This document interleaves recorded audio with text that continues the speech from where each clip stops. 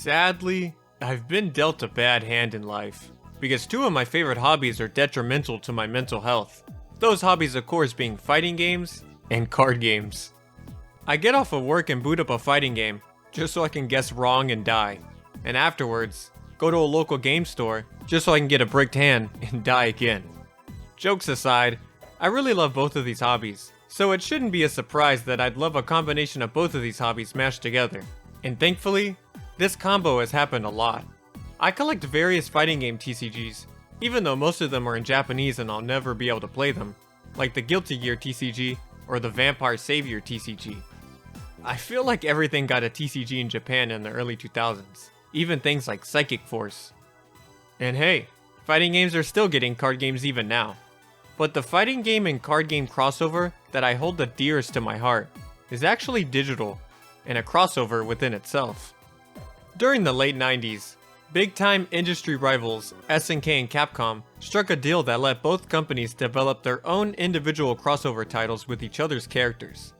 This of course led to Capcom releasing both Capcom vs SNK and Capcom vs SNK 2 for their side of the deal, while SNK decided to forego doing the obvious and making a fighting game crossover at first, and instead put out a card battler for their own new handheld. Yeah, if you weren't aware, SNK tried to compete against the Game Boy with the Neo Geo Pocket, and obviously nothing could stop the Game Boy. But the Neo Geo Pocket was far from being a failure, and is genuinely a great handheld with an amazing library, especially within the fighting game genre, which is kinda rare in the handheld market. I think you're legally not allowed to talk about the Neo Geo Pocket without mentioning the amazing clicky thumbstick, so here you go. Feels good. This is why fighting games roll on this thing. But like I was saying, in 1999, SNK dropped their first game in the crossover deal onto the Neo Geo Pocket. SNK vs Capcom Cardfighters Clash. And man, I would drool every time I would see an ad or review for this game in magazines when I was a kid. Cause I didn't get to play this on release, cause I didn't have a Neo Geo Pocket and I didn't know anybody who did either. This only got worse when Yu-Gi-Oh! Mania hit America and I actually got into card games. So knowing that there was a card game with my favorite characters from my favorite genre that I haven't played always haunted the back of my mind. Until I finally got to play it through emulation. And I loved it. And I still love it. So I'm going to share that love with you today. So before we can even really start talking about Cardfighters Clash, a decision must be made. Are you Team SNK or Team Capcom? And this is important because you gotta make this decision at the store.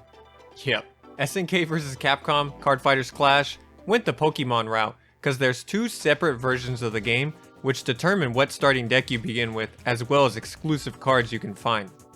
I, of course always choose Team Capcom because my name is Guile Winquote. You should already have figured out that I'm kind of a Capcom fanboy. Then after you made that choice, you choose either a boy or girl character, and finally, you get to walk around the world as a small chibi sprite and battle other chibi sprites in card games, so you can get all of the badges and collect all of the cards. Okay, obviously this game might have copied Pokemon a little bit, but if you think I'm gonna hold that against the game, think again. Cause instead of walking around bat-filled caves, I'm walking around candy cab-filled arcades. So this game clears. But seriously, the goal is to go to various amusement parks and arcades and get badges by beating top players in a card game called Cardfighters Clash, so you can earn a spot at the tournament finals in Las Vegas.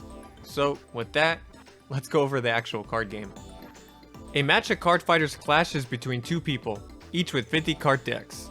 The goal is simple, cause all you need to do is deplete your opponent's life points to 0, and you do that with two types of cards.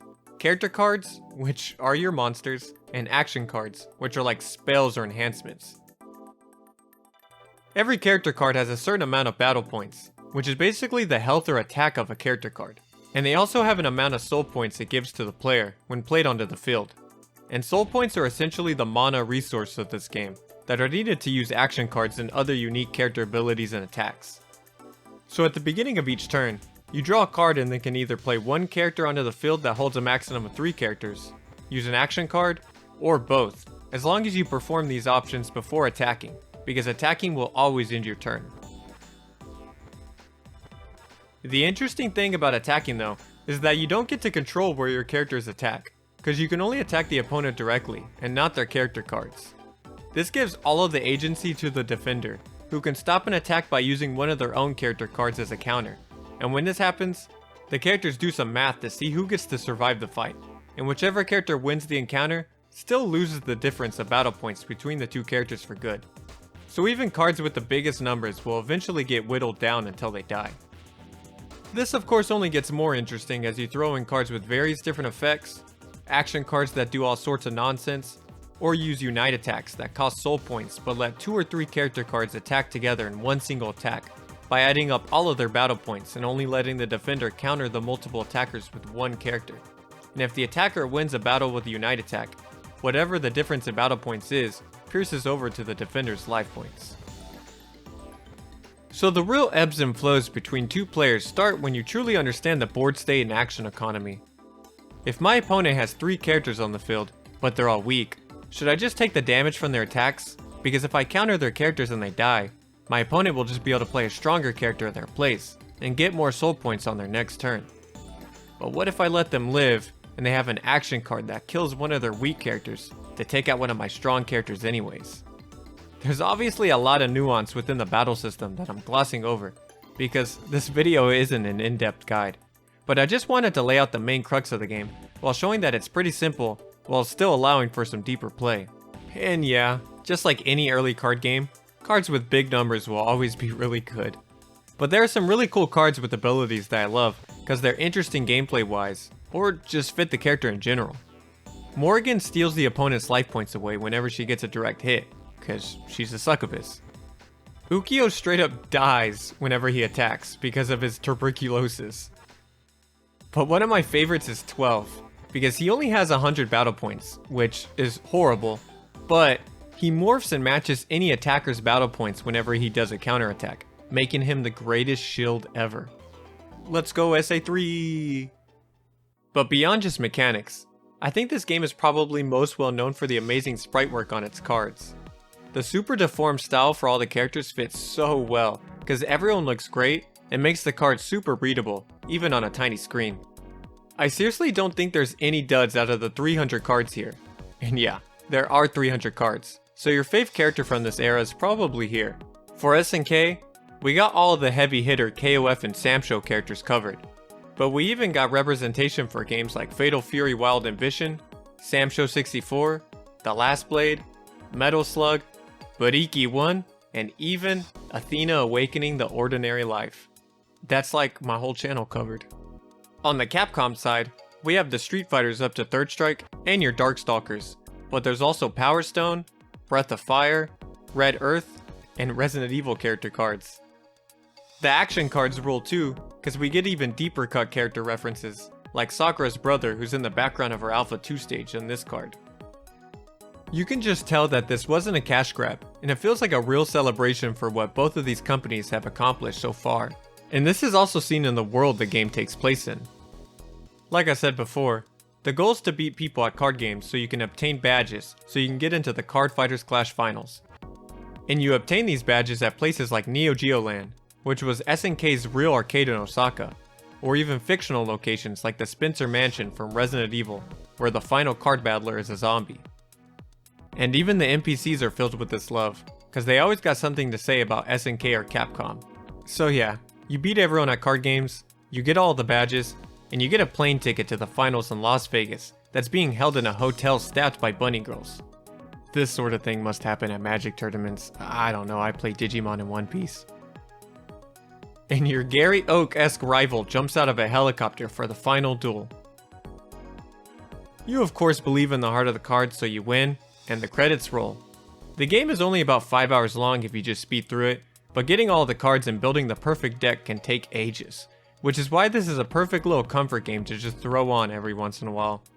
Thankfully, it's not just stuck on the Neo Geo Pocket anymore though, and you can actually pick it up on the Switch for super cheap. I love this game so much, but I won't lie, it always frustrated me to no end that this wasn't a real TCG that I could collect and play in real life. Until like 20 years later I discovered that they did make this virtual card game into a real card game. But of course, it only released in Japan. The short-lived and super generically named Versus TCG came out in Japan around the same time as the game, and featured all 300 cards with the original artwork the game's sprite work is actually based on, which is just amazing. If you want to learn more about the physical game, check out this blog by Kicksville that I'll have in the description, that goes over the entire history of the game, as well as having high quality scans of every single card. These cards are super rare and expensive now, of course, but thankfully, I was able to score 2 starter decks, one SNK and one Capcom, for pretty cheap a while back, and these are my prized fighting game TCG possessions. But still, these should have come out everywhere. Back to the games though. Funnily enough, as much as I adore the first SNK vs Capcom Cardfighters Clash, I never actually got around to playing its sequel, Cardfighters Clash 2 Expand Edition. Mostly because it never got released outside of Japan. But for this video, I fired up an English translation patch, and got to play it and finish it for the first time. And if you like the first one, Cardfighters Clash 2 won't disappoint. There are 124 new cards to play with, a lot of the older cards got reworked, old cards got updated artwork, and there's even a whole new type of cards with reaction cards, which is a type of action card you can only use when being attacked. So, we have hand traps now. Everything dealing with the actual card game got better and deeper in my opinion, with some of the rebalancing of old cards being very appreciated, because in the first game, there were some cards that were very clearly must-haves in every deck. But everything outside of the cards just really wasn't for me. The first game was simple and charming, with very little actual story. But Cardfighters Clash 2 is the exact opposite, and went all out with its presentation and narrative, which should be a good thing, but kinda falls flat for me. Instead of walking around various locations, you now travel to different waypoints and have visual novel-esque conversations with people until you battle. And these characters and scenes look fantastic, and you can tell that SNK is really pushing the hardware to its limit. But the characters and story themselves are very tropey to the point of annoyance to me. But I also feel like I'm getting mad at a game for being a product of the early 2000s, so I digress. You are now a named shonen protagonist that's trying to stop the mysterious Neomantle, who is a masked man that keeps stealing people's cards. And if you don't know, Neomantle is a riff on G-Mantle, who was SNK's mascot back in the day. This adventure has you going around beating delinquents, robots, unemployed ninjas, and even the main characters from the first game, in card games of course, to figure out Neomantle's identity, who turns out to be your character from the first game's evil twin or something? I don't really know, but I do really appreciate this exchange of dialogue, even though I don't really appreciate the rest. Also, this game is much harder and requires a lot more grinding than the first game. I got soft locked by my deck at one point, and the card lottery system was just giving me straight up junk. And the only way to get good cards would have been by battling the same character 20 times in a row. So I finally broke down and used a hex editor just to give me all the good cards so I could win. I did not deserve my victory, even though I saved the world from a dude who was stealing everyone's cards. I'm sorry everyone. But yeah, the actual card game still rules, and now we have characters from Garou, Mega Man Legends, Omnimusha, and even Dino Crisis. Man, the card art from this series will just never get old for me. As unlikely as it is, I still hope this game can get an official translation and release someday. But for me personally, if they just released a client with all of these cards with the exact same gameplay so I could easily play others online, I'd be the happiest person on earth. Or again, release these cards physically. But it doesn't look like that's going to be in the cards anytime soon. And now it's time to look at the final and most infamous game in this short-lived series, SNK vs Capcom, Cardfighters DS. As the name implies, it dropped onto the DS almost 7 years after the last one did, and man, I was hyped when this was announced. I remember seeing it for the first time in an issue of Nintendo Power, and immediately went to Game Crazy to go pre-order it. Yeah, that's how long ago that was. For some reason it kept getting delayed, but when it finally dropped, I kinda hated it. Yeah, Cardfighters DS is a huge departure from the first two in almost every way. You play as the mid-2000s card protagonist with multicolored hair Taiki, who has to battle his way up 21 floors of the card tower to stop the evil Max, a computer that's going to take over the world through card game shenanigans somehow. which are the kind of stakes you have to expect from children's card game media this time. So the story and characters are as cheesy as they are self-aware, but the entire game taking place in this card tower does suck, cause the lack of setting change makes the grind feel very monotonous, especially cause you can't control your character and instead just tap on the next opponent on the touchscreen, almost like a checklist. So you're just clicking on random new characters every floor, who exchange one sentence of throwaway dialogue with you, and fight them. Which, I mean, you could argue is the same as the first game, but here it just sucks cause there's no real charm to it. Characters aren't talking about goofy SNK and Capcom shenanigans, they just tell you that they're better than you at card games, and then you beat them and move on. None of that is the real issue for me though, cause my beef lies within the changes to the actual card game itself. The first two games were simple and easy to pick up, but Cardfighters DS is just full of bloat.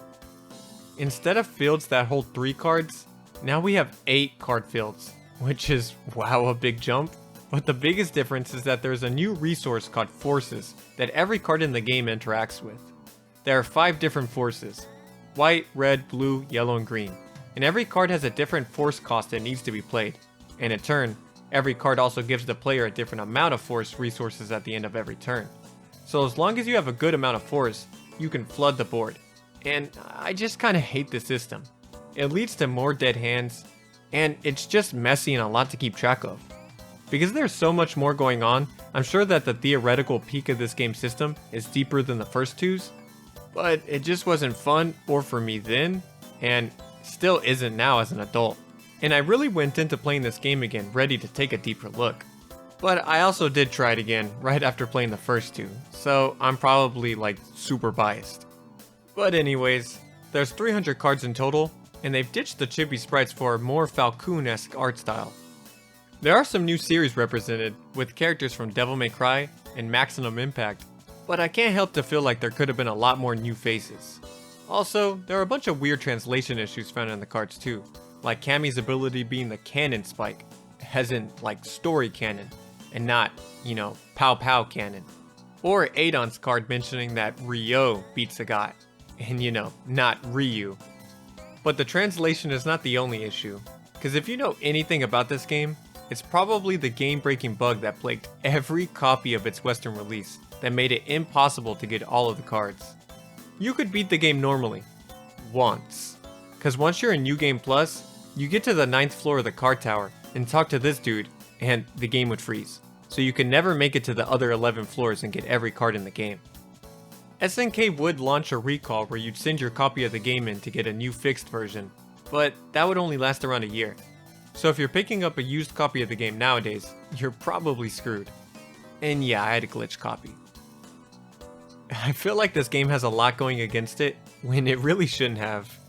I still do really like a lot of this artwork though, and some of the cards are legitimately stunning.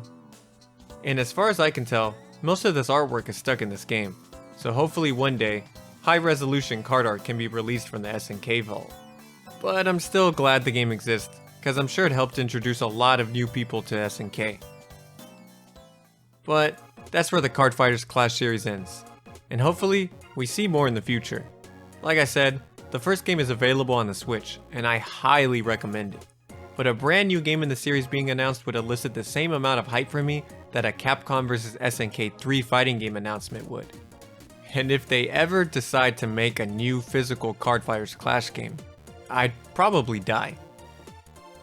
But regardless, I'll still be replaying the comfy original yearly. Thanks!